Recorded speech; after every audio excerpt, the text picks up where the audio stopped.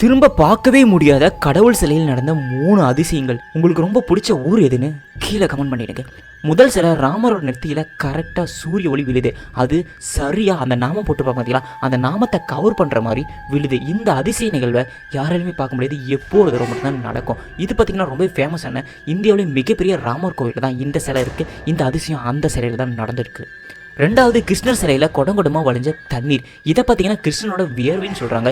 எந்த அளவுக்கு வழிஞ்சிருக்குன்னா தண்ணீர் அந்த கிருஷ்ணருக்கு அணியப்பட்ட துணி முழுக்க ஈரமாயிடுச்சு. ஸோ அந்த அளவுக்கு தண்ணீர் அது ஊற்றிக்கிட்டே இருந்திருக்கு. இதை கிருஷ்ணனோட வியர்வைன்னு சொல்கிறாங்க. இந்த வியர்வை குடித்தாங்கன்னா எந்த விதமான நோயாக இருந்தாலும் குணமாயிரும்னு சொல்கிறாங்க.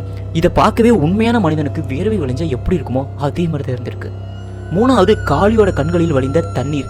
இது ஒரே ஒரு தடவை மட்டும்தான் அந்த காளி சிலையோட கண்ணிலேருந்து தண்ணீர் வந்திருக்கு. இதுக்கு முன்னாடி சரி அதுக்கப்புறம் சரி தண்ணீர் வரவே இல்லை. அது ஒரே ஒரு தடவை வந்திருக்கு. வந்த உடனே அந்த தண்ணீரை தொட்டு பார்த்துருக்காங்க அந்த பூசாரிங்க. ஆனால் அந்த தண்ணீர் பயங்கரமான சூடாக ஹீட்டாக இருந்திருக்கு. அதுக்கப்புறமா அது தண்ணீர் வரலையாமா. தண்ணீர் வந்ததை பிடிக்க ட்ரை பண்ணியிருக்காங்க. அது பிடிக்கும் போது அது சூடாக இருந்திருக்கு. அதனால் அதை பிடிக்கவே இல்லை. 4-5 சொட்டு மட்டுமே ஒரே ஒரு கண்ணிலேருந்து தண்ணீர் வந்திருக்கு.